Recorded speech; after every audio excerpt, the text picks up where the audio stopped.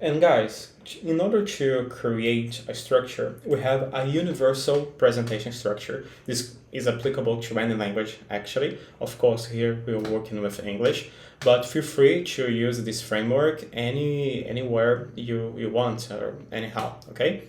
And don't forget, if you have questions, you can please write them in the comments section, and there will be a Q&A at the end of our presentation here today. So, moving forward. This is the universal presentation structure. Feel free to take a screenshot if you want to. So this is what the structure we're going to use, and I'm going to show you how you're going to apply each of these in your presentation, okay? There will be a few examples in here. So first of all, opening or hook. This is important because this is how you get the attention of people. Then we move to the agenda. And guys, agenda is a false friend. It's not similar to the word in Portuguese. It's not calendar. Agenda are the topics you're going to cover in that meeting or presentation. 3, main points. They have to be clear. 4, examples or stories. You need those in order to make your presentation alive. 5, summary or conclusion. This is how you wrap up and you give to people and you sum up, you summarize everything that you have been talking to. Then there is a call to action, and finally a Q&A, questions and answers. So let's take a look at each of them. The first one, opening. So the opening has to be strong. Powerful openings. You can begin with questions using a fact or statistic, or even a short story, a clear statement. You can use all of these to get the attention of people. Why? Because you need to capture attention in the first 10 seconds. If you fail, especially nowadays, because people, they are really oriented with videos, every social media and etc. If you don't get their attention in the first 10 seconds, then this could be a real problem, you know? So when you are going to have an opening statement, it has to be strong, okay? Next aspect, agenda. And we have here simple examples that we can use. And with agenda, using simple language is really important because it has to be clear what's going to be covered or discussed that day. So, a few examples that we can use. Today we're going to cover 3 things, and then you're going to state the 3 things you're covering. Here's our plan for the next few minutes. And then you're going to tell what's the plan. So it has to be clear and people need to know what's coming next. Because when people know the structure, they know what's coming next, they will relax because they know what to expect, and so will you, because everything is going according to your plan and according to your own strategy that you had created before getting to this point, okay? Body structure. So there is a rule here. Each slide must only contain one idea, one message per minute. Why is that?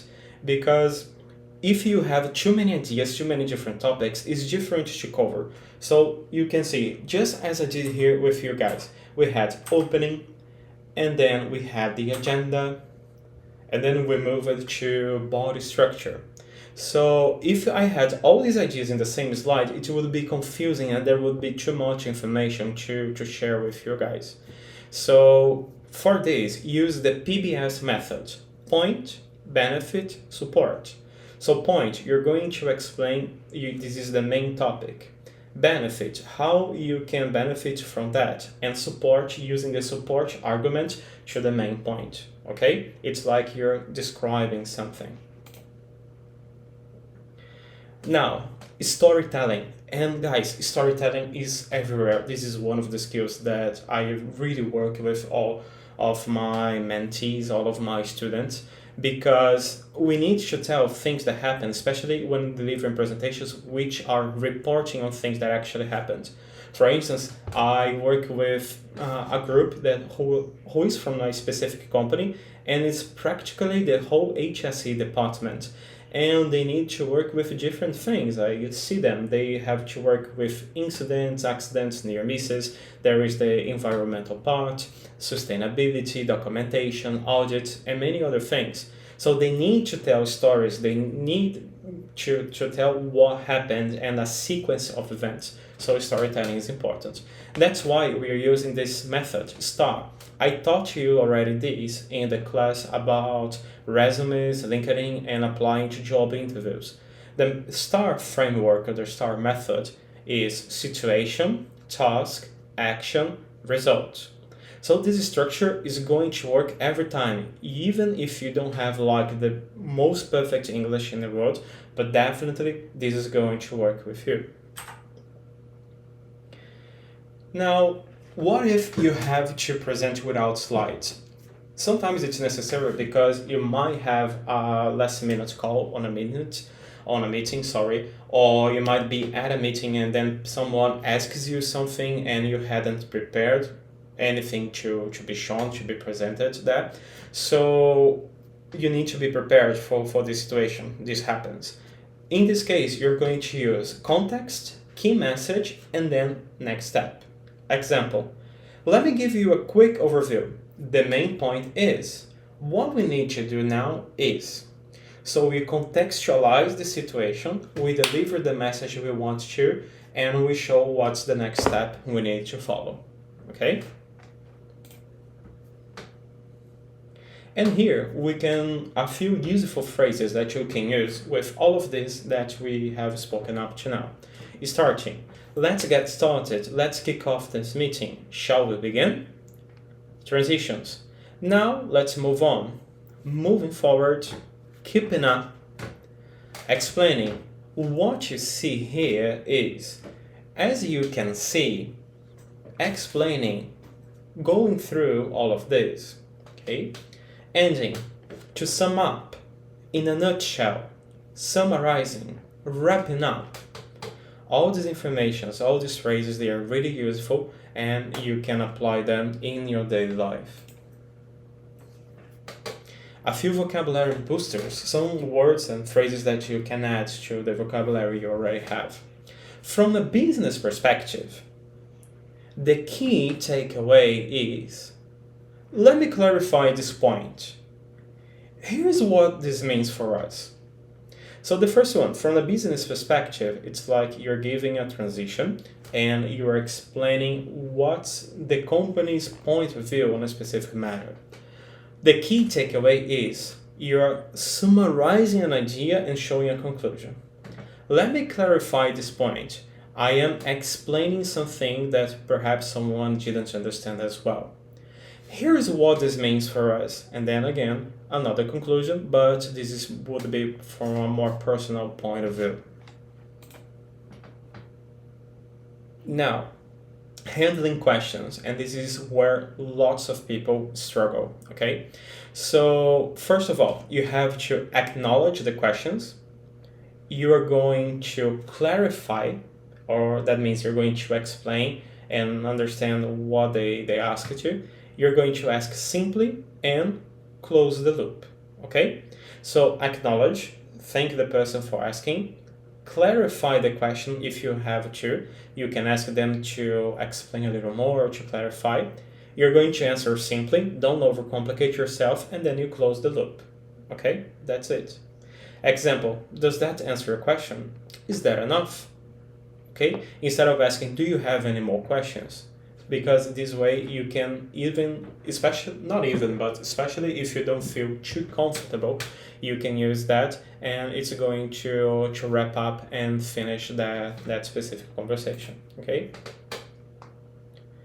Now, we learned how you're going to create your presentation and lots of different phrases and expressions, vocabulary boosters that you can apply.